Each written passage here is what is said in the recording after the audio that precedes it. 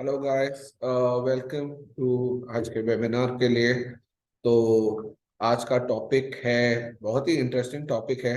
And ये topic I am sure आप लोग को बहुत जल्दी काम आ सकता है, इसलिए मैंने आज ये टॉपिक लिया है। तो शुरू करने के पहले मैं एक बार आप लोग सबको पूछ लेना चाहता हूँ कि क्या आप लोग में से किसी ने कभी रिसेशन के टाइम ट्रेड किया है? कोई भी रिसेशन पीरियड जहाँ पे मार्केट्स वॉलेटाइल थे, मार्केट्स गिर रहे थे, तो अगर किसी ने भी वो टाइम पे ट्रेड किया है तो आप एक बार चैट बॉक्स में अनम्यूट करके बता दीजिए, तो फिर उसके बाद हम शुरू करते हैं।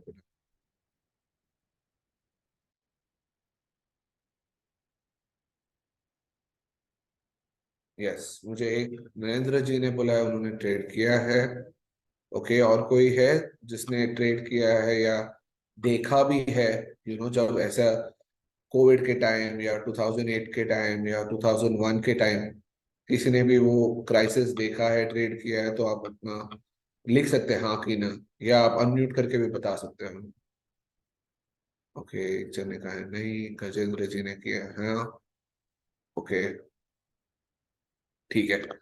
तो काफी लोग ने ट्रेड किया हुआ है during that time.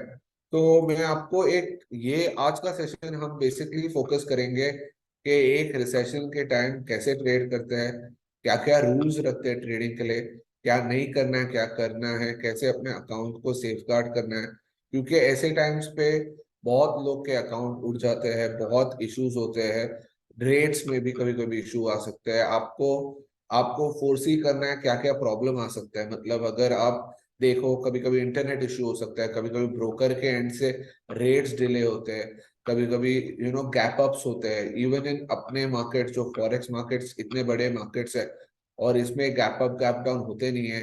Gold silver में गैप अप गैप डाउन होते नहीं है, बट ऐसे टाइम्स पे जनरली आपको बहुत वॉलिटिलिटी मिलती है और गैप्स भी मिलते हैं। तो ये सबको कैसे ट्रेड करना है, कैसे देखना है, और हम पिछले तीन बड़े रिसेशंस और क्राइसिस को आज हम एनालाइज करेंगे, अंडरस्टैंड करेंगे, ताकि आपको एक आइडिया आ जाए कैसे ट्रेड करते हैं ड्यूरिंग दीज टाइम्स। ओके, तो पहले हम एक बार एक वीकली ये देख लेते हैं कि ये हफ्ता मार्केट में क्या क्या हुआ और अगले हफ्ते के हिसाब से क्या क्या हो सकता है। तो अभी अगर आप देखोगे, अभी सीपीआई डेटा आया है यूरोप का। एंड यूरोप के सीपीआई डेटा के हिसाब से डॉलर वापस ऊपर आ चुका है, जितना सुबह से ऑलरेडी अच्छा खासा ऊपर था, अब और ऊपर आ चुका है उधर से। एंड अगर आप देखोगे ये हफ्ते गोल्ड वॉलेटिलिटी वाइज बहुत ही ज्यादा हाई है वॉलेटिलिटी अभी। एंड मेरे हिसाब से अगर आपको गोल्ड में बाइंग या सेलिंग करनी है तो आई थिंक 1805 और 10 का लेवल बहुत ही अच्छा है। मैंने पिछले हफ्ते भी बताया था 1810 का लेवल बाइंग करने के लिए बहुत अच्छा था, एंड जिसने भी बाइंग किया आई एम श्योर अच्छा खासा प्रॉफिट कमाया वहां से। एंड 1850 लेवल्स है रेजिस्टेंस, तो अगर 1850 क्रॉस करता है तो फ्रेश बाइंग आ सकती है। ठीक है, एंड फ्रेश अपसाइड आ सकता है। तो 1805 और 10 के से लेके 1850 ये रेंज है गोल्ड का।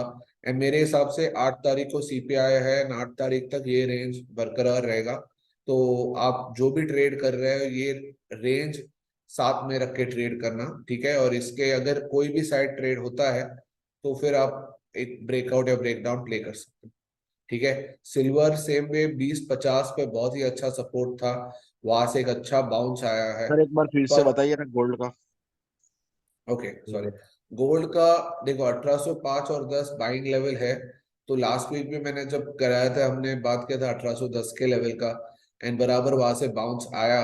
2-4 दिन एज सच घुमा, नीचे भी आया, 1805 6 भी आया, पर 1810 वाज अ गुड सपोर्ट। अब 1850 पे रिजेक्शन है। कल का हाई 1845 था। कल पीएमआई नंबर्स जब शाम को आए यूएस के, तो वो एनकरेजिंग नहीं थे, वहां से गोल्ड वापस रिवर्सल करके नीचे आया। ठीक है, अब ये 30 और 45 के बीच में घूमेगा थोड़े टाइम के लिए, पर 8 तारीख को असली ब्रेकआउट या ब्रेकडाउन आपको दिखाई देगा। तो ये 10 से 50 का रेंज है, तो अगर आपको बाइंग करना है तो 10 से 20 का रेंज बहुत अच्छा है बाइंग के लिए। एंड सेलिंग करनी है तो 40 से 50 का रेंज है। और अगर आप ब्रेकआउट के लिए रुके हो आइदर साइड, तो 45-50 के बाद का ब्रेकआउट और 1805 के नीचे का ब्रेकडाउन, ये दो बड़े लेवल्स हैं। तो अगर ये दो लेवल्स टूटते हैं तो आपको एक बड़ा मूवमेंट मिलेगा गोल्ड में। ठीक है, दूसरा हम जाते हैं सिल्वर की तरफ। तो सिल्वर में मैंने जैसे बताया 20-50 अच्छा लेवल था, एंड वहां से एक अच्छा बाउंस आया। आप अगर देखोगे यहाँ पे ऑलमोस्ट 21 का लेवल था अच्छा बाइंग के लिए, पर उससे भी नीचे जाके 20-50 का सपोर्ट उसने पकड़ा। एंड ये होता है, देखो हम जनरली सोचते हैं कि एक लेवल रहेगा, पर कभी कभी वो ब्रेक हो जाता है। एंड वो ब्रेक होता है तो फिर हमें उसके अकॉर्डिंगली अपना प्लान चेंज करना पड़ेगा। एक सेकंड, एक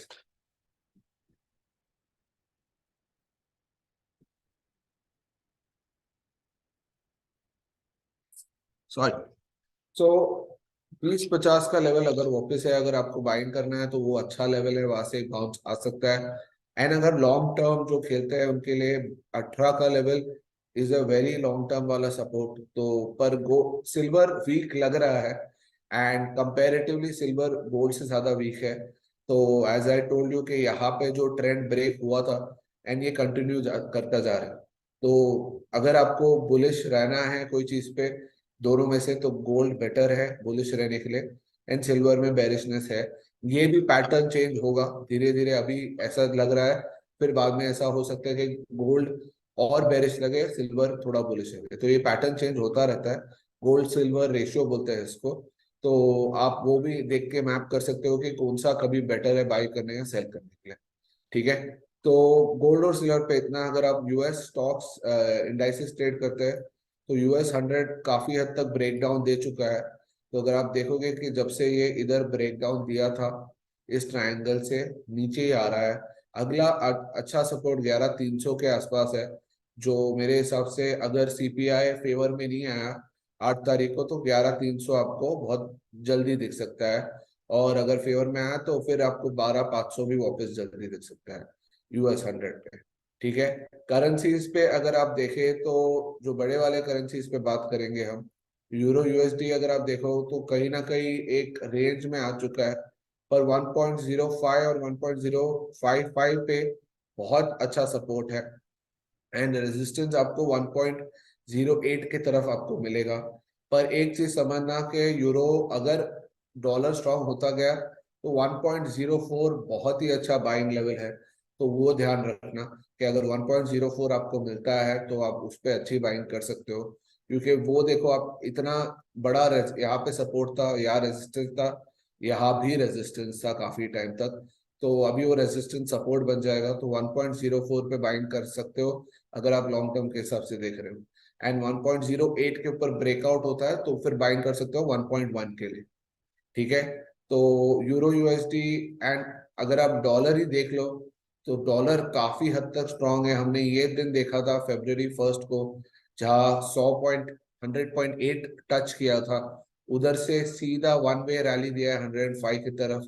एंड अभी भी कंसोलिडेशन कर रहा है, बट अप मूव अभी भी जारी है। मुझे लगता है 108 जो लेवल है उसके पहले नहीं रुकेगा डॉलर। तो 108 पे आके बहुत बड़ा रेजिस्टेंस है, एंड 108 पे अगला टारगेट होगा मेरे हिसाब से। तो डॉलर रिलेटेड जो भी ट्रेड्स आप ले रहे हो, तो डॉलर तो स्ट्रांग है तो उसके हिसाब से आप ट्रेड ले सकते हो। ठीक है। अदर देन दैट अगर आपको जीबीपी देखना है, तो जीबीपी थोड़ा वीक रहा है थोड़े टाइम से, एंड यूरो से भी वीक चल रहा है। तो अगर हम जीबीपी यूएसडी देखते हैं, एक सेकंड, तो कहाँ पे USD?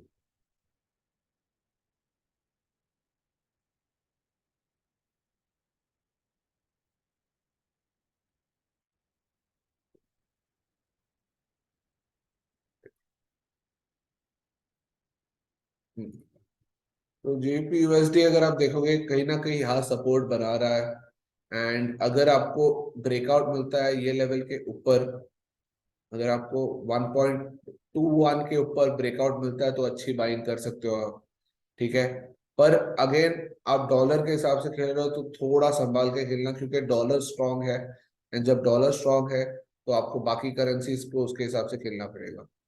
गोल्ड का जिम्नेशियम मैंने बता दिया है आपको, चाहिए तो रिकॉर्डिंग में आप देख सकते हो। तो रिकॉर्डिंग आपको मिल जाएगी, क्योंकि गोल्ड का मैं 2 बार ऑलरेडी बता चुका हूँ। तो आप रिकॉर्डिंग में देख लेना। एंड इन इन शॉर्ट 1810 और 50 का रेंज है, तो उसके बीच में आप बाइंग और सेलिंग, आइदर साइड जब ब्रेकआउट होता है तो आप बाइंग या सेलिंग कर सकते हो। ठीक है। और कोई करेंसीज पे किसी को कोई डाउट है तो आप पूछ सकते हो, फिर हम अपना वेबिनार शुरू करेंगे उसके बाद।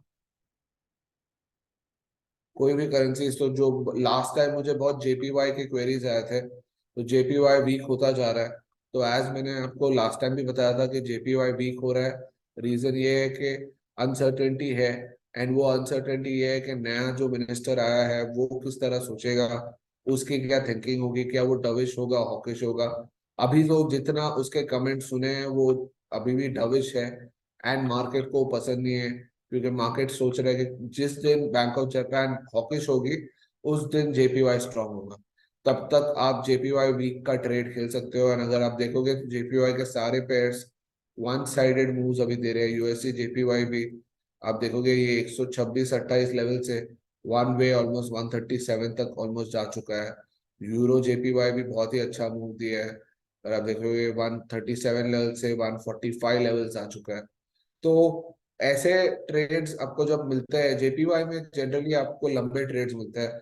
मैं नहीं मानता कि जेपीवाई में आप एकदम शॉर्ट टर्म बाइंग सेलिंग करोगे तो आपको स्टॉप लॉस हिट होने का बहुत चांस होता है।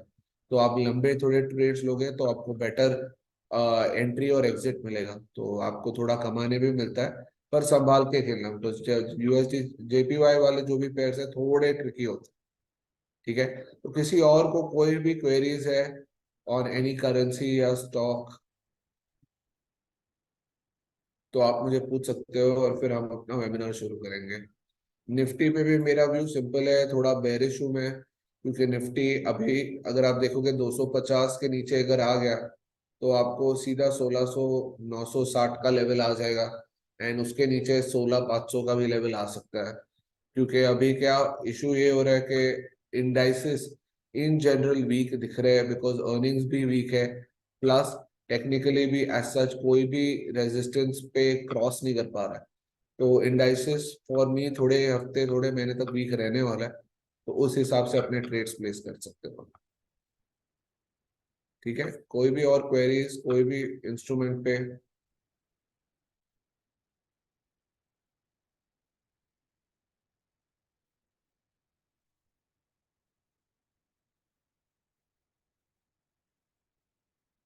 ठीक है, तो वो हम शुरू करते हैं आज का वेबिनार। एक और चीज आपको बताना था मुझे कि यूएस 10 ईयर अब 4% टच कर चुका है।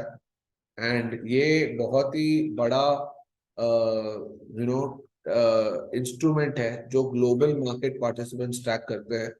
तो अगर आप ब्लूमबर्ग आज देख रहे हो तो ब्लूमबर्ग पे भी काफी चर्चा हो रही थी इसकी, क्योंकि जब भी 10 ईयर 4% के ऊपर या ऐसे कोई 3% कोई बड़ा राउंड फिगर के ऊपर चला जाता है तो एक बार मार्केट में स्केयर आ जाता है। ठीक है, बॉन्ड यील्ड्स नहीं रुक रहे, ब्रेकआउट पे ब्रेकआउट देते जा रहे हैं। इसका मतलब ये है कि गोल्ड और सिल्वर के पॉजिटिव ट्रेड्स के चांसेस कम है, नेगेटिव के ज्यादा है। हमेशा मार्केट उस तरीके से देखना कि अगर डॉलर स्ट्रांग है और बॉन्ड यील्ड्स भी ऊपर जा रहे हैं तो गोल्ड और सिल्वर ऊपर जाने के चांसेस बहुत कम हो जाते हैं। ठीक है, अगर ये दोनों एक साइड नीचे आ रहा है तो फिर दोनों ऊपर जाने के चांसेस ज्यादा है। एट द एंड हम सब ट्रेडर्स है, हम प्रोबेबिलिटीज में खेलते हैं। तो अगर प्रोबेबिलिटीज अच्छी है तो हम उसके हिसाब से ज्यादा ट्रेड ले सकते हैं, और प्रोबेबिलिटीज अगेंस्ट है तो उसके हिसाब से भी ट्रेड ले सकते हैं। ठीक है, हमारा काम ये प्रोबेबिलिटी समझना, ट्रेड लेना, रिस्क रिवॉर्ड लेके फिर बाद में प्रॉफिट एंड लॉस तो एक आउटकम है ये सब चीज। तो अगर आप ये परफेक्ट कर लोगे तो आपकी आउटकम इवेंचुअली अच्छी होगी। ठीक है, तो चलते हैं आज के इस टॉपिक की तरफ। तो ट्रेडिंग ड्यूरिंग अ रिसेशन। तो रिसेशन में ट्रेड लेना, पहले समझना है रिसेशन होता क्या है। तो अगर कोई एसेट क्लास 20% से ज्यादा गिरता है तो हम कहते हैं वो एक बेयर मार्केट में है। सेम में अगर कोई economy 2 consecutive quarters negative GDP growth देती है तो हम कहते हैं कि वो कंट्री रिसेशन में है, वो इकोनॉमी रिसेशन में। ठीक है, अब अगर आपको याद है लास्ट ईयर यूएस ने 2 quarter continuous negative GDP growth दी थी। सब कह रहे थे रिसेशन है, सबको लगा मार्केट गिरेगी अक्टूबर नवंबर के टाइम। एंड मार्केट ने एग्जैक्टली ऑपोजिट रिएक्शन देके मार्केट ऊपर चली गई। ठीक है, क्योंकि लोग, जो गवर्नमेंट है, जो सेंट्रल बैंक है, उन्होंने क्लियरली कहा कि इवन तो 2 क्वार्टर नेगेटिव है ये रिसेशन नहीं है। क्यों? क्योंकि हम कोविड से बाहर आ रहे हैं, तो ये सिनारियो अलग है। उन्होंने थोड़ा टर्म ही चेंज कर दिया, पर हिस्टोरिकली 2 क्वार्टर जब भी नेगेटिव है तो रिसेशन आने वाला है या आ चुका है। ठीक है, तो इस तरह हम जज करते हैं एक रिसेशन को। रिसेशन में वॉलेटिलिटी बहुत बढ़ती है, एसेट प्राइसेस बहुत जल्दी गिरते हैं। इसलिए मैं हमेशा कहता हूँ अगर आपको लगता है आपके अंदर वो रिस्क टेकिंग एबिलिटी है, फिर आप ये सब टाइम के पे ट्रेड कर सकते हो। पर अगर आपको लगता है कि आप में नहीं है इतना M2M देखना या इतना रिस्क लेना, तो मैं बोलता हूँ कि ऐसे पीरियड्स को अवॉइड भी कर सकते हैं, बिकॉज ऐसे पीरियड में लोग बहुत अमीर भी होते हैं और लोगों के अकाउंट भी जीरो हो जाते हैं, दोनों चीज होते हैं। तो आपको संभाल के रहना है ऐसे टाइम पे, और अपॉर्चुनिटीज ढूंढनी है। ठीक है, हम एक बार रूल्स भी बताता हूँ मैं आपको कैसे ट्रेड करते हैं रिसेशन के टाइम, आगे वेबिनार में। पर ये होता है रिसेशन का मीनिंग। एंड रिसेशन लास्ट तीन जो हमें याद है, एक 2001 में जब टेक बबल बर्स्ट हुआ था, फिर 2008 में जब ग्लोबल फाइनेंशियल क्राइसिस आई थी, एंड फिर 2020 में जहाँ पे कोविड आया था। जाके कोविड एक्चुअली एक पैंडेमिक था, एक फाइनेंशियल रिसेशन नहीं था। पर जब कोई भी एसेट प्राइस 35-40% गिरती है, तो हम उसको एक रिसेशन जैसा ही मानते हैं। ठीक है, वो एक महीने में आया और चला गया, एंड प्राइसेस रिकवर हुए। जनरली फाइनेंशियल रिसेशन में ऐसे नहीं होते। 2008 में भी नहीं हुआ था, 2001 में भी नहीं हुआ था। तो अगर मैं मेरा जितना मैं डेटा देख रहा हूँ, मुझे लगता है कि एक नेक्स्ट 6 to 18 मंथ्स में ऐसा कुछ हो सकता है जहाँ पे एक रिसेशन आ सकता है और मार्केट वॉलेटाइल होगी। तो मैं चाहता हूँ आप लोग प्रिपेयर रहे उसके लिए, एंड आप लोग उस हिसाब से ट्रेड्स लें। ठीक है, तो अभी हमने पता है कि रिसेशन क्या है। तो सारे इंस्ट्रूमेंट्स कैसे रिएक्ट करते हैं एक रिसेशन के टाइम। स्टॉक्स जनरली 40 से 50% गिरते हैं। ठीक है, तो अगर आप एक स्टॉक में हो, अगर वो 10% गिर चुका है, कभी ये मत सोचना और नहीं गिरेगा, ये और गिर सकता है। तो 40 to 50% अच्छे स्टॉक्स है, मैं बोल रहा हूँ बड़े लार्ज कैप स्टॉक्स इतने गिरते हैं रिसेशंस पे। स्मॉल कैप्स तो 80 to 90% भी कुछ कुछ गिर जाता है। ठीक है, तो ये आपको याद रखना है। अगर आपकी कोई बड़ी पोजीशन है एंड आपको लगता है 10% गिरा है, रिवर्सल आएगा। रिसेशन टाइम्स पे रिवर्सल्स नहीं आते हैं, एक वन वे मूव बहुत बार होता है, एंड इसमें बहुत सारे ट्रेडर्स अटक जाते हैं। तो आपको वन वे मूव समझना है, रॉन्ग साइड पे नहीं रहना। इंडाइसिस 35 to 40% गिरते हैं। तो इंडाइसिस का एक और अच्छा चीज है कि बड़े इंडाइसिस जब बहुत गिरते हैं तो पैसे कमाने के चांसेस बहुत है। पर प्रॉब्लम है रिवर्सल्स भी बहुत स्ट्रांग होता है और इंट्राडे रिकवरीज भी बहुत स्ट्रांग होती है। तो आपको बहुत संभाल के टिक बाय टिक ट्रेड करना पड़ेगा, क्योंकि अगर आप देखोगे 8 से 10% जब गिरते हैं इंडाइसिस, फिर कभी कभी अगले दिन 5 से 6% रिकवर भी करते हैं। तो आपके प्रॉफिट्स जल्दी उड़ जाते हैं M2M के हिसाब से। एंड नोशनली आपने शायद बहुत कमाया हो, पर एंड में शायद कुछ ज्यादा ना मिले। तो वो मैं हमेशा बोलता हूँ कि ओवरनाइट ट्रेड्स क्लोज कर दो रिसेशन के टाइम, क्योंकि वॉलेटिलिटी बहुत ज्यादा है। तो बेटर कि आप डे टू डे करके देखो, क्योंकि लॉन्ग टर्म नहीं होता तभी। गोल्ड और सिल्वर मूव होती है 15 से 20%। अब मैंने बहुत स्पेसिफिकली लिखा है गोल्ड और सिल्वर 15 से 20 तक का मूव होती है, ना कि ये लिखा है कि वो गिरती है। ठीक है, और मैं बताता हूँ क्यों। क्योंकि अगर आपका डॉलर ऊपर जा रहा है एंड बॉन्ड यील्ड्स ऊपर नहीं जा रहा है, ठीक है, अगर आज के टाइम में हम माने कि इन्फ्लेशन पीक हो चुका है और बॉन्ड यील्ड्स नीचे गिरना शुरू है और डॉलर ऊपर जा रहा है, तो डॉलर का प्रेशर से गोल्ड नीचे जाएगा। पर जैसे ही डॉलर थोड़ा वीक हो, गोल्ड फट से ऊपर चला जाएगा। Because people will invest in gold, because उनको डर लगता है कि यार एक एसेट क्लास तो है जिसमें सेफ लगता है, और सेफ हेवन के नाम पे गोल्ड और सिल्वर खरीदते हैं। तो गोल्ड और सिल्वर कभी लिंक मत करना ये सारे इंस्ट्रूमेंट से ड्यूरिंग रिसेशन। रिसेशन के टाइम आपको बहुत अलग अलग साइड के मूव मिल सकते हैं। तो गोल्ड और सिल्वर हमेशा संभाल के ट्रेड करना। हम देखते भी है कि गोल्ड और सिल्वर कैसे ट्रेड किया है लास्ट फ्यू टाइम्स, बिकॉज इससे आपको आइडिया आ जाएगा कि गोल्ड और सिल्वर कैसे मूव करते हैं ऐसे टाइम्स के लिए।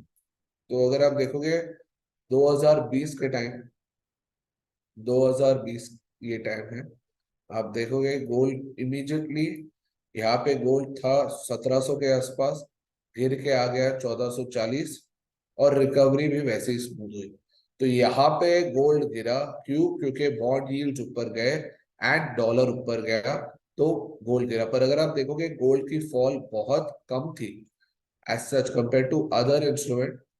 गोल्ड की फॉल हार्डली 10-12% थी, एंड रिकवरी बहुत फास्ट थी। जैसे यहाँ पे निफ्टी, अगर आपको एग्जांपल लेना है, निफ्टी की रिकवरी की जो लेवल थी, वो यहाँ से जब रिकवरी हुई तो जो मार्च में गिरा था उसका रिकवरी हुआ, दिसंबर में आया था उसका रिकवरी। ठीक है। गोल्ड का आप देखो, गोल्ड की रिकवरी अप्रैल में ही आ गई। ठीक है। तो यही मैं बोलता हूँ, जब रिसेशन या ऐसा कुछ होता है, ऐसा जरूरी नहीं है कि गोल्ड वैसा ही गिरे। यहाँ पे गोल्ड क्यों वापस जल्दी आया? बिकॉज बॉन्ड यील्ड्स नीचे आ गए, बॉन्ड यील्ड्स ऊपर नहीं गए और डॉलर भी वीक हो गया। तो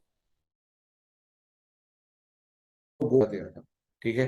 तो अगर आप यहाँ रुके थे बाइंग के लिए, ये आपका निकल गया, अब यहाँ पे वापस बाइंग करने का चांस मिला था, है ना, अच्छा खासा। तो गोल्ड में कभी भी मत सोचना अगर मार्केट्स गिर रहे हैं गोल्ड भी वैसा ही गिरेगा और वैसे ही रिकवर होगा, ऐसा कोई जरूरी बात नहीं। ठीक है। एंड गोल्ड में हम अभी देखते हैं 2008 में क्या हुआ था। तो 2008 में आप देखो, गोल्ड $1000 का प्राइस था, एंड $1000 से हो गया 700 के आसपास, 30% गिरा। एंड रिकवरी देखो बहुत जल्दी है। किसी ने तो हाथ उठाया। ओके, रूप कुमार जी, आपको कुछ पूछना है तो मैंने अनम्यूट तो कर दिया आपको।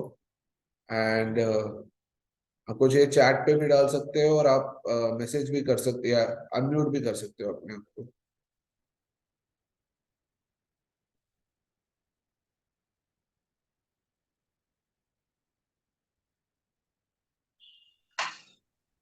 हेलो। जी। हाँ जी, कोई नहीं, मैं चैट में डालूंगा। चैट पे डालो, ठीक है, नो।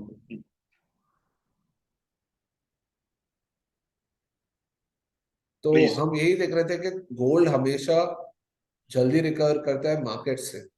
तो अगर इस बार भी ऐसा कुछ होता है तो ये याद रखना कि गोल्ड गिरे भी पर रिकवरी फास्टर होगी। और आपको उस तरीके से ट्रेड लेना है। अगर आपको लगता है गोल्ड एक सपोर्ट पे आ चुका है, 10-12% का मूवमेंट दे चुका है, आप वहां पे अपना अगर शॉर्ट हो तो निकल जाना एंड लॉन्ग चले जाना। एक हमेशा याद रखना कि दोनों ट्रेड में पैसा कमा सकते हो, शॉर्ट और लॉन्ग। ठीक है। तो जैसे आज के टाइम पे हम जो मार्केट देख रहे हैं, अगर ये मार्केट 1800 कल तोड़ देता है, ठीक है, अगर वो लेवल टूट जाता है, तो आप and अगर ऐसा कोई रिसेशन टाइप लग रहा है, तो आप एक चीज समझ जाना कि 1800 टूट चुका है तो इसका मतलब ये नहीं वापस 1810 जल्दी आएगा।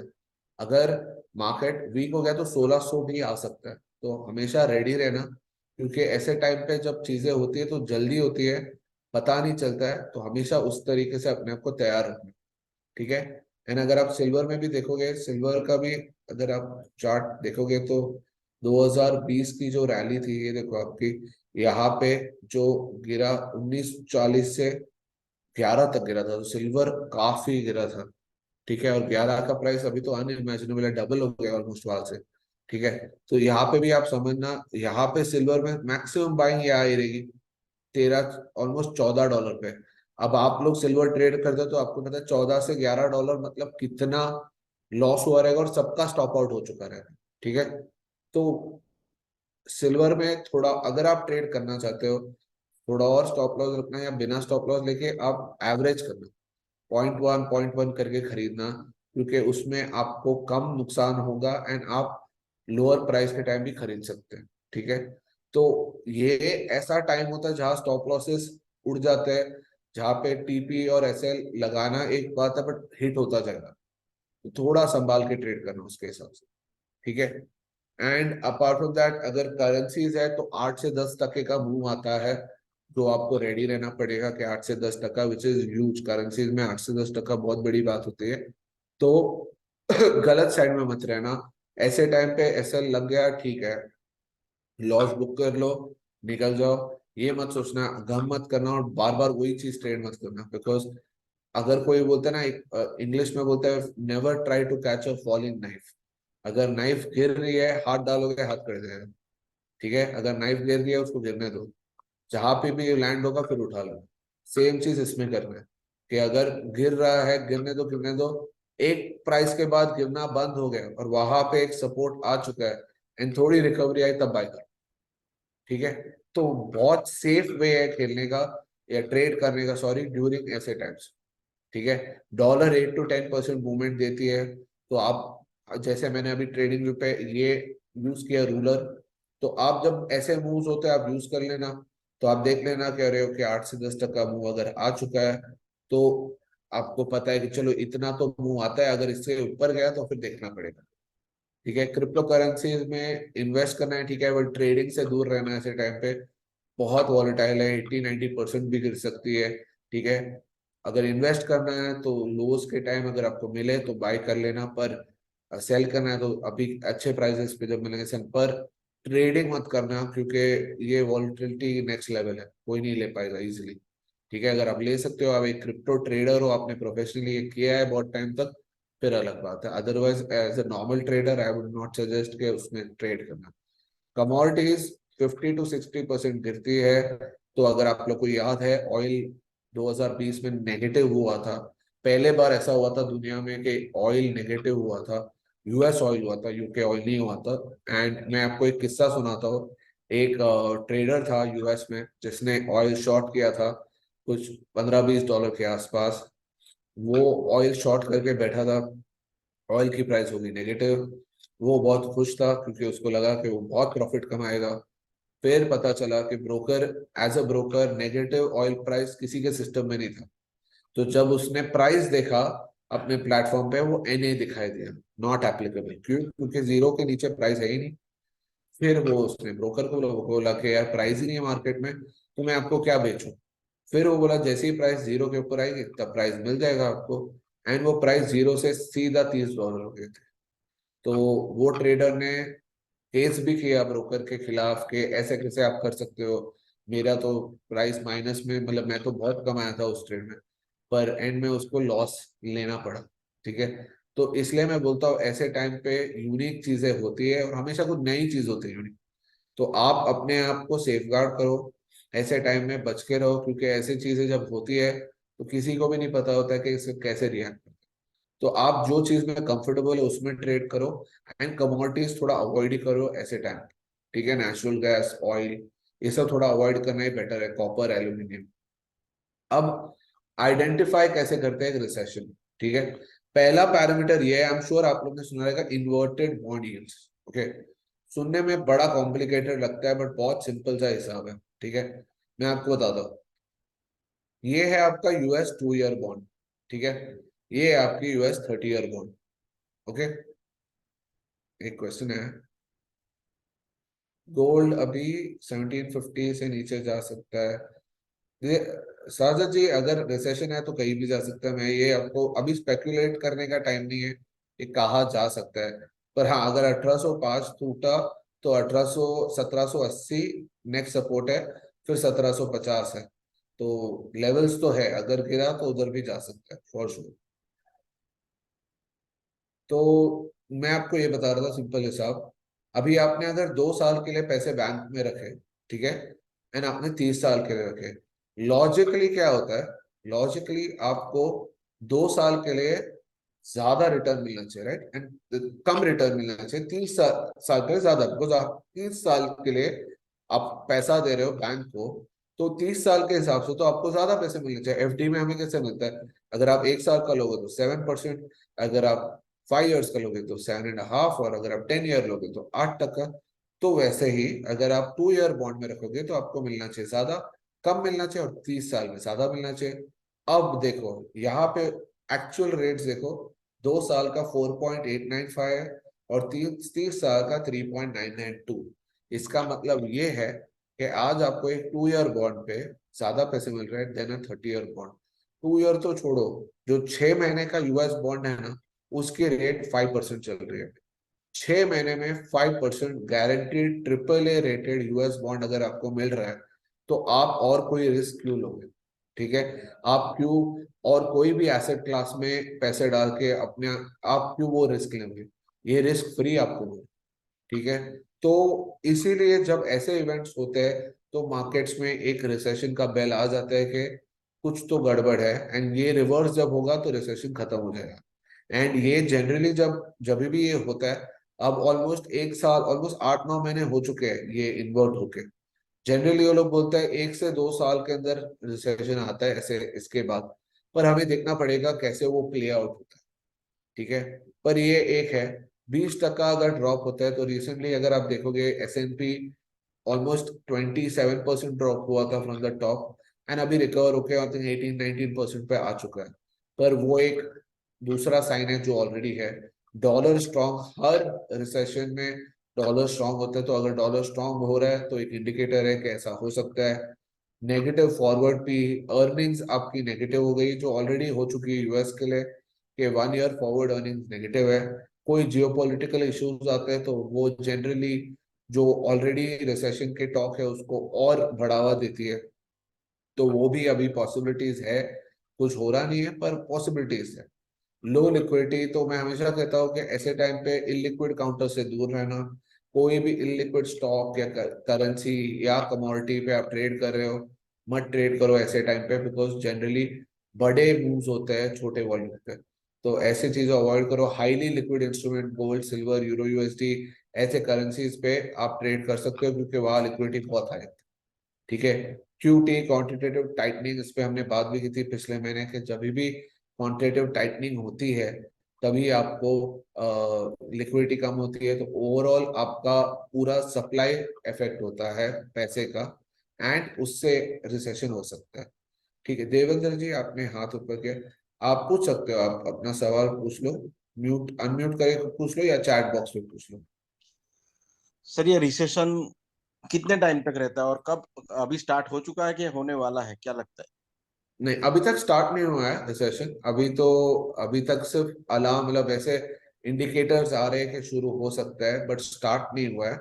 पर अगर आप देखोगे एवरेज रिसेशन, जैसे अभी कोविड के टाइम 1 महीने के अंदर खत्म हो चुका था वो, एंड 2008 में अगर आप सिमिलरली देखोगे तो कुछ 8 से 9 महीने चले थे। तो 1 महीने से 9 महीने का आपका पीरियड है जिसपे रिसेशन हो सकता है। ठीक है। मैक्स 1 साल पकड़ो जहाँ पे वो ऐसा रिसेशन वाला पीरियड होगा। ठीक है। एंड रिसेशन का मतलब ये नहीं होता है कि हर दिन सब गिरता ही जाएगा। तो आप देखोगे कि गिरेगा, थोड़ी रिकवरी होगी और गिरेगा, पर लोअर लोज बनते जाएंगे उसके। ठीक है। ओके। तो और recession, recession, recession actual recession का मतलब क्या है? रिसेशन मीन्स क्या है और कितने साल में आता है? देखो हर 10 साल में एक बार आता है। ठीक है, एवरेज में अगर आप हर दस देखोगे। साल में? हाँ, 2001 में एक बार आया था, 2008-9 में एक बार आया था, 2020 में एक बार आया था, बट 20 हमारा पैंडेमिक की वजह से हुआ था। तो एज सच देखोगे तो एक रिसेशन आके 12-13 साल अभी हो चुका है, एंड जनरली वो मतलब 10 साल में आ जाता 2008 के बाद, 2008 के बाद कोई रिसेशन नहीं है, ऐसा हम है। समझ नहीं सकते नहीं, हाँ, कोई रिसेशन नहीं है। हैं? ओके। ठीक है। तो वो बहुत एनालिस्ट ये भी बोलता है कि एक रिसेशन ड्यू है। एंड अगर आप देखो जब भी ये मनी प्रिंटिंग और ये सब बहुत होती है, जो इस बार हो गई है, तो वो सब जब रिवर्स होता है ना, तब एसेट प्राइसेस काफी गिरते हैं, and वो रिसेशन जैसा पीरियड आता है, बिकॉज जॉब्स कम होते हैं, अनएम्प्लॉयमेंट बढ़ती है, वेजेस कम हो जाते हैं, ओवरऑल सिनारियो काफी ब्लीक हो जाता है। And अगर आप अभी भी देखोगे, सारे बिजनेसेस बोल रहे हैं धंधा कम है, ओवरऑल प्राइसिंग भी कम है, इश्यूज अभी भी है। And ऐसे टाइम पे ही अगर एक बार कोई इवेंट हो जाता है, जैसे 2008-9 में क्या हुआ था कि आपका जो हाउसिंग का इशू था यूएस का, वो बहुत बड़ा हो गया एंड वो टूट गया, एंड जब वो टूटा वो रिसेशन है। वैसे ही कोई इवेंट होता है, एंड जब वो इवेंट होता है तब मार्केट उस पर रिएक्ट करती है उसके हिसाब से। ओके। और ये रिसेशन का इफेक्ट पूरे वर्ल्ड में होता है? यस, पूरे वर्ल्ड में होता है। हर मार्केट अलग तरीके से करता है, पर मिनिमम 20-25% तो एवरी मार्केट गिरता ही है। ठीक है, उसके एवरी ऊपर या मंथ नीचे रियल डिपेंड। रियल एस्टेट से लेके सब कुछ? हर चीज गिरता है, हर चीज सर। तो जैसे 2008-9 अगर आप वो टाइम में थे तो जॉब्स खत्म, मतलब जॉब्स नहीं मिल रहे थे, सैलरीज कट रहे थे, किसी को इंक्रीमेंट नहीं मिल रहा था, रियल एस्टेट के भाव गिर चुके थे, प्रोजेक्ट बंद हो गए थे, स्टॉक मार्केट गिर चुका था, हर जगह पे लोग फायरिंग चालू थी। तो ये सारे चीजों का इफेक्ट करते हैं। ओके। ठीक है। मेरे को एक और सवाल आया उमंग जी से, during recession can we trade in gold? Yes. तो गोल्ड तो आप ट्रेड कर सकते हो, जैसे मैंने अभी आपको बताया कि गोल्ड हाईली लिक्विड है, तो ट्रेड तो कर सकते हो।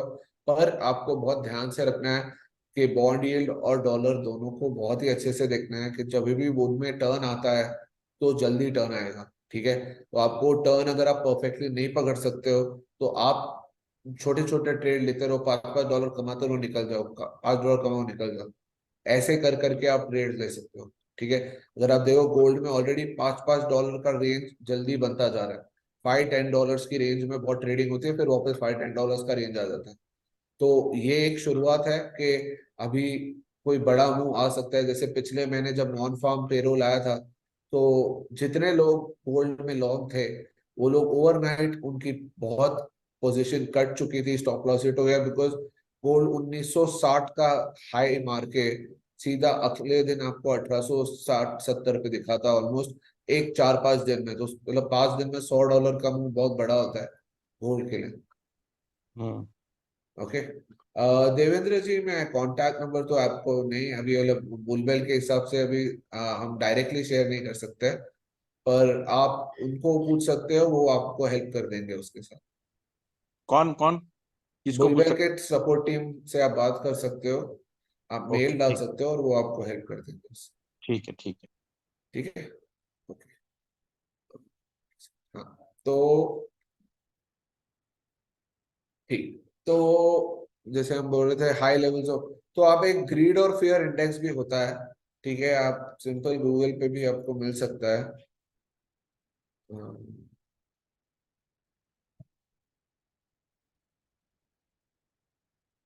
तो अगर आप देखो, एक ग्रीड एंड फियर इंडेक्स बहुत पुराना इंडेक्स है। ये बेसिकली आपको बताता है कि कहाँ पे है अभी मार्केट का मूड। ठीक है, अभी ये दिखा रहा है कि ग्रीड अभी 49 के आसपास दिखा रहा है, जो न्यूट्रल है। ठीक है, एंड अगर आपको देखो प्रीवियस क्लोज 56 था, अभी खुला नहीं है, ये शाम को खुलता है नहीं, बट प्रीवियस क्लोज 56 है। 56 मतलब ग्रीड है, एंड मार्केट ग्रीड के तरफ है। एक महीने पहले एक्सट्रीम ग्रीड पे थी, एंड अब नीचे नीचे आ रहा है। ठीक है, एक्सट्रीम फियर इधर आता है। तो ये इंडेक्स आपको जब यहाँ दिखता है तो बाइंग कर सकते हो, यहाँ पे सेलिंग कर सकते हो। अगेन 6 से 8 महीना रहता है इस रेंज में, तो ऐसा नहीं है कि जैसे ही वो दिखाया आप बाइंग या सेलिंग कर सकते हो। पर एक रेंज है आपको पता करने के लिए कि ग्रीड और फियर क्या है एक पार्टिसिपेंट का मार्केट। ठीक है, वैल्यूएशन अनरीजनेबल होता है, तो रिसेशन के टाइम जब अनरीजनेबल वैल्यूएशन वापस जमीन पे आ जाते हैं कहने के लिए, क्योंकि बहुत जो ओवर वैल्यूड स्टॉक्स है वो काफी जैसे टेस्ला $1000 का था, अब वो 600 500 $600 का हो चुका है। तो ये चीजें होती है ऐसे टाइम्स पे, एंड अगर रिसेशन आया तो और भी गिर सकते हैं ऐसे चीजें। ठीक है, तो वैल्यूएशन भी एक मेट्रिक है। तो अब हम तीनों क्राइसिस एक बार जल्दी से देख लेते हैं। तो 2001 में जो टेक बबल आया था, उसमें क्या हुआ था कि आपके पास टेक कंपनीज जो तभी एकदम फैड थे, कि लोग सोच रहे थे यार ये कंपनीज बहुत अच्छा करेगी, एंड सैडली वो अच्छा की, पर तभी उनके वैल्यूएशंस बहुत ऊपर चले गए थे। एंड तब जब पता चला कि नहीं ये सब इतना जल्दी नहीं होने वाला है, तो लोगों ने आके बेचा और उसमें बहुत ही बड़ा फॉल हुआ। अगर आप देखोगे नैस्डैक में जो लेवल बना था, मैं आपको चार्ट पे दिखाता हूँ, आप देख के डर जाओगे कि ऐसा भी हुआ था नैस्डैक में। अगर आप देखोगे ये चार्ट को, ये है 2000 में, ये चार्ट है सही वाला। तो अगर आप देखोगे नैस्डैक नैस्डैक का लेवल 5000 का लेवल टच किया था 2000 में। ठीक है, इधर 2000 में 5000 का लेवल टच किया था, उधर से गिर के सीधा हो गया था $800। तो आप फॉल समझ रहे हो कितना बड़ा फॉल था फ्रॉम द टॉप। जिसने वहां खरीदा होगा उसका 84% का ऑलमोस्ट लॉस हुआ है। एंड मजे की बात देखो, ये लेवल आने के लिए वापस सीधा 2015 का टाइम था। ठीक है, तो आप समझ सकते हो ऑलमोस्ट 15 साल 0% रिटर्न पे लोग बैठे थे। ऐसे फॉल था, बिकॉज ये जो राइस था, अगर आप देखो यहाँ से 100 100 का रेट था नैस्डैक का, जो 85 में 100 से 5000 एक ऑलमोस्ट वन वे में गया था, एंड वैसा ही नीचे आया। तो नैस्डैक में भी जब ट्रेड कर रहे हो US 100 संभाल के रहना, बिकॉज चीजें जल्दी गिरती है तो बियॉन्ड ही है। तो अभी के नैस्डैक के हिसाब से मैं आपको एक ही लेवल आप सबके लिए बताना चाहता हूँ, जो आप लोग ध्यान में रख सकते हो कि अगर आपका ये 10,600 लेवल जाता है, यहाँ से 10,500 600 टूट जाता है अच्छे से, तो आप लॉन्ग मत करना, क्योंकि ये नीचे आपको 8 साढ़े 8 हजार भी मिल सकता है। ठीक है, तो ऐसा लेवल अगर आ गया तो आप निकल जाना बेशक, या शॉर्ट करके बैठना शॉर्ट कर लेना, पर लॉन्ग मत रहना। ठीक है, इसके नीचे अगर जाता है तो एप्पल जैसे हम सब जानते हैं, आज एप्पल 140-45 डॉलर का शेयर है। ये 2001 में $1.5 में आपको मिल रहा था, एंड $1.5 का हो गया था 20 सेंट।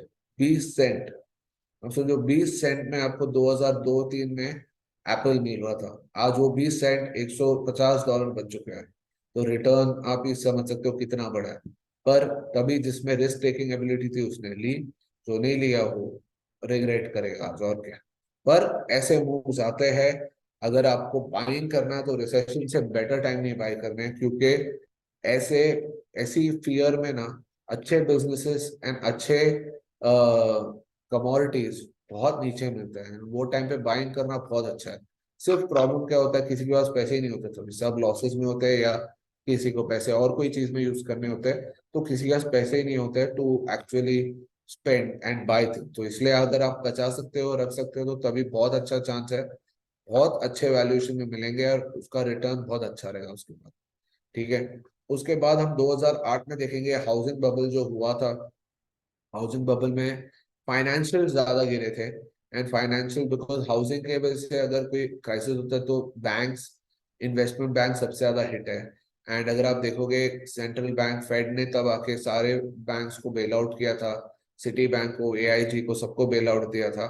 क्यों? क्योंकि उनको समझ गया था कि अगर बेल आउट नहीं देंगे पूरी इकोनॉमी क्रैश हो। तो उन्होंने तभी क्वांटिटेटिव ईजिंग शुरू किया, मनी प्रिंटिंग शुरू करके उन्होंने पूरा मार्केट को स्टेबल किया। ठीक है। S&P 57% गिरा। मॉर्गन स्टैनली, तो मॉर्गन स्टैनली के पास बहुत सारा डेट था तभी। एंड मॉर्गन स्टैनली के अगर आप चार्ट देखोगे तो आप डर जाओगे कि ये शेयर 2008 में 90, ऑलमोस्ट 90-95 डॉलर्स की शेयर थी, जो हो गई थी $6.5। एंड अगर आज की प्राइस देखो, आज भी 2020 के बाद आज भी प्राइस $100 के आसपास ही है। मतलब आप सोचो 20-22 साल में कोई रिटर्न नहीं बना है आपका ये स्टॉक में। तो आप समझो कि और इतनी बड़ी इन्वेस्टमेंट बैंक है, तो सोच के डर लगता है, क्योंकि वो $6 पे जब थी तब लगा ये कंपनी जीरो हो जाएगी। पर गवर्नमेंट ने आके बचा लिया, एंड उधर से स्टॉक रैली करना शुरू हो गया। ठीक है। तो ऐसे बहुत अपॉर्चुनिटीज आपको दिखेंगे, आपको बस आँख खोल के देखना है। बिकॉज ऐसे टाइम पे आप जितना रिसर्च करो उतना कम है, जितना टाइम मार्केट को दो उतना कम है। ठीक है, क्योंकि आपको बहुत चांसेस मिल रहे थे। ठीक है। 2020 में जब कोविड हुआ तो सब लोग डर चुके थे, क्योंकि एक पैंडेमिक था, सबको घर पे रहने बोला था, एंड अर्निंग्स की विजिबिलिटी जीरो थी।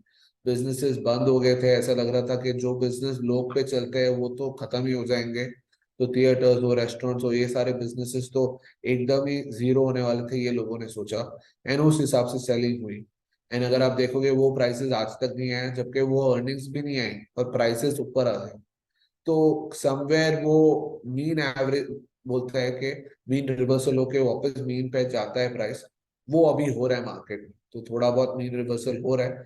एंड अगर आपको और भी ये सब एसेट्स सस्ते में मिलता है तो बाइंग आ सकती है। तो अगर आप देखोगे हर उस पे भी एसेट 35-40% गिरा था। एंड फॉल एक ही महीना लास्ट किया, जो सबसे सरप्राइजिंग बात थी, क्योंकि जनरली ऐसे फॉल्स बड़े होते हैं, पर वो एक ही महीना लास्ट किया। एंड मार्केट जल्दी बाउंस किया क्योंकि फेड वापस प्रिंट करना शुरू कर दी। एंड जैसे ही फेड अपना, फेड का बैलेंस शीट आप हमेशा फॉलो करना कि फेड के बैलेंस शीट अगर वापस प्रिंट करके ऊपर जा रही है तो मार्केट भी वापस तेजी में आ सकती है। ठीक है। अभी फेड की बैलेंस शीट श्रिंक हो रही है, इसलिए आप वो नेगेटिव इफेक्ट्स देख रहे हो सारे मार्केट्स। ठीक है। फिर हम चलते हैं कि क्या आप रूल्स फॉलो कर सकते हो ड्यूरिंग रिसेशन। तो एक बात समझना कि एक चीज पहला, लेवरेज कम रखना। कोई भी ऐसी ट्रेड मत करना जिसका लेवरेज बहुत ज्यादा हो, because I I don't want कि आप किसी का भी कोई अकाउंट स्टॉप आउट हो या आप बड़े लॉस ले लो, नहीं होना चाहिए। लेवरेज कम रखो। अगर आप 10 लॉट मारते हो, 5 लॉट मारना, 5 मारते हो तो एक मारना या दो मारना, जैसे आपकी मर्जी, पर लेवरेज कम रखना। कमोडिटीज अवॉइड करना, oil, natural gas, copper, aluminium, सब में ट्रेड अवॉइड करना। इलिक्विड इंस्ट्रूमेंट्स अवॉइड करना, क्योंकि उसमें आप अटक जाओगे। Square of position daily, because अगर आप डेली स्क्वायर ऑफ करते रहोगे तो डेली आपको पता है आपकी प्रॉफिट या लॉस जो भी है, अगले दिन का रिस्क नहीं है आपको। ठीक है। तो वो डेली रखना आप उसके हिसाब से। स्मॉल क्वांटिटीज, मैंने बताया कि छोटे क्वांटिटीज से खेलना। Raise the amount you are willing to lose. अगर आपको लगता है आपके अकाउंट में $10,000 है, आप 2,000 जा सकता है, चलेगा, तो आप 2,000 के साथ ट्रेड करना, उस पर ही खेलते रहना। ठीक है। Avoid over trading. बहुत लोग ये भी करते हैं क्योंकि मूव जब इतने जल्दी आते हैं, आपको बहुत बार बाय और सेल इंडिकेटर्स दिखते रहेंगे, तो आप वो हिसाब से एक्साइट होकर लो लोगे कि बाय करना है सेल करना है। पर वो मत करना। ट्रेड बड़े बड़े लेवल्स पे करना, छोटे लेवल्स पे मत करना। अगर आपके पास दो या तीन सपोर्ट है तो तीसरे सपोर्ट पे आप बाय करना, और अगर सेम रेजिस्टेंस है तो तीसरे पे करें। तो वो बहुत जरूरी है, ठीक है। ग्रीड कंट्रोल करना, क्योंकि बहुत लोग ये सोचते हैं रिसेशन में शॉर्ट करके बहुत कमाऊंगा, एंड ये एक बहुत ही बेसिक थिंकिंग है। ऐसा हमेशा नहीं होता है। अगर आप रिसेशन में शॉर्ट करते हो और अगर जिस दिन मार्केट टर्न हुई, जो आपका लॉस होगा सिर्फ आपको पता होगा, ठीक है, एंड वो बहुत बड़ा होगा। तो इसलिए हमेशा याद रखना, रिसेशन एक ऐसा टाइम है जहाँ पे पैसा कमाना नहीं, बचना है। ठीक है, एज अ ट्रेडर अपना अकाउंट उड़ाना नहीं है, अपने को बच के रहना है और अपने को कमाना है अपॉर्चुनिटी देख के। पर कभी भी अपने ट्रेडिंग रूल के खिलाफ जाके नहीं, और कभी भी ज्यादा रिस्क लेके नहीं, ठीक है। एंड अपॉर्चुनिटी बहुत मिलेगी। एज मैंने आप लोग को दिखाया, चार्ट्स में बहुत अपॉर्चुनिटीज आती है। अगर आप उसको यूज करो तो बहुत एक्चुअली प्रॉफिट कमा सकते हो, ठीक है। अभी का सिनारियो जैसे मैं आप लोगों को बता रहा था, अभी मुझे क्या क्या दिख रहा है कि इंडिकेटर्स है रिसेशन के। तो बॉन्ड यील्ड्स इन्वर्टेड है, बॉन्ड यील्ड्स ऊपर जा रहे हैं। डॉलर अभी तक वीक है, तो बुल्स के लिए वो एक उम्मीद है कि डॉलर अभी तक स्ट्रांग नहीं हुआ है। अगर 108 के ऊपर चला गया डॉलर तो मतलब बहुत स्ट्रांग हो जाएगा। तो वो एक 108 का लेवल याद रखना अपने दिमाग में। S&P की अर्निंग्स नेगेटिव है, जो अगेन एक रिसेशन का कर्सर है कि ये हो सकता है। वैल्यूएशंस रिच है पर अनरीजनेबल नहीं है, जो अच्छी बात है, ठीक है। अनरीजनेबल होती है तो और टेंशन होता, पर वो अभी तक अनरीजनेबल नहीं है। क्यूई खत्म हो चुका है और क्वांटिटेटिव टाइटनिंग शुरू हो चुका है। इसका मतलब ये है कि लिक्विडिटी कम होने वाली है, and central banks already hawkish है, तो वो भी एक नेगेटिव है आपके लिए। पर वॉलेटिलिटी अभी तक लो है, ठीक है। मैं हमेशा ये कहता हूँ, एक वॉलेटिलिटी का चार्ट हमेशा देखना, क्योंकि ये बहुत काम आएगा आपके। अभी वॉलेटिलिटी आपकी 21 है। अगर आप देखोगे कि हिस्टोरिकली ये 35 के ऊपर बहुत ज्यादा रिस्क हो जाता है। तो अगर आप ये देखोगे कोविड के टाइम, ये एक एक साथ ऊपर गया, जैसे ही 35 क्रॉस किया और इधर 80 तक गया, इसमें पूरा मार्केट ठुक गया था, ठीक है। तो 35 के ऊपर आप समझ लेना कि कुछ बड़ा होने वाला है डाउन साइड पे। एंड वो होता ही है, ऑलमोस्ट हमेशा होता है, ठीक है।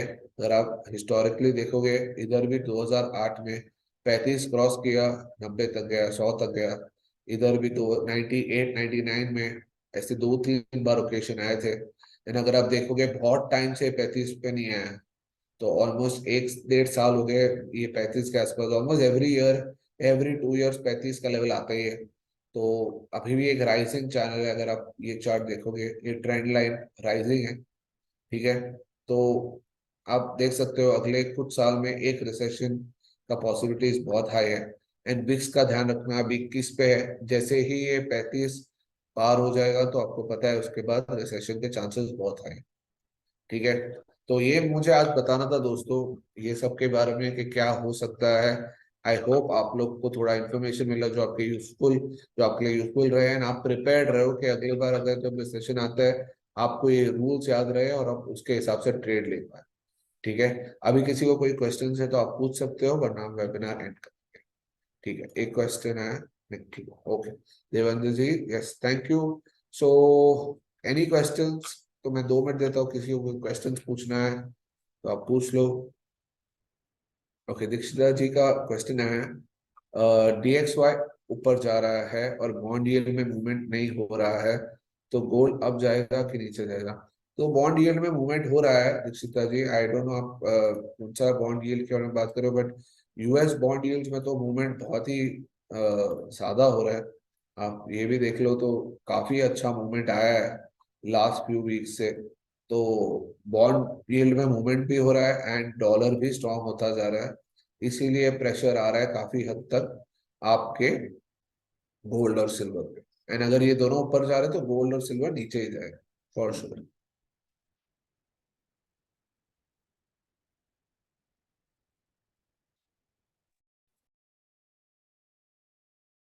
ठीक है, और कोई क्वेश्चंस?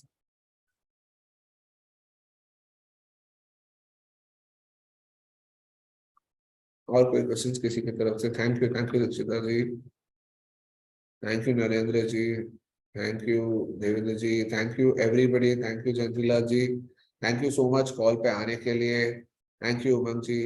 बहुत अच्छा लगा सबसे बात करते हुए, आज बहुत इंटरेक्टिव था, तो ऐसे सेशंस में और मजा आता है। आप भी इनपुट दो, आपको कोई सवाल है आप पूछो, तो हमारे सेशंस और बेटर हो जाएंगे। ठीक है, thank you Matin ji, thank you everyone, thank you. अगले हफ्ते मिलते हैं एक और नए टॉपिक पे। Thank you Devendra ji, thank you. अगले सेशन में मिलते हैं। And thank you Gajendra ji, thank you Vidyut ji. अगले हफ्ते वापस यही टाइम पे मिलते हैं और एक नए टॉपिक पे बात करते हैं। ठीक है, thank you so much everyone, thank you, take care.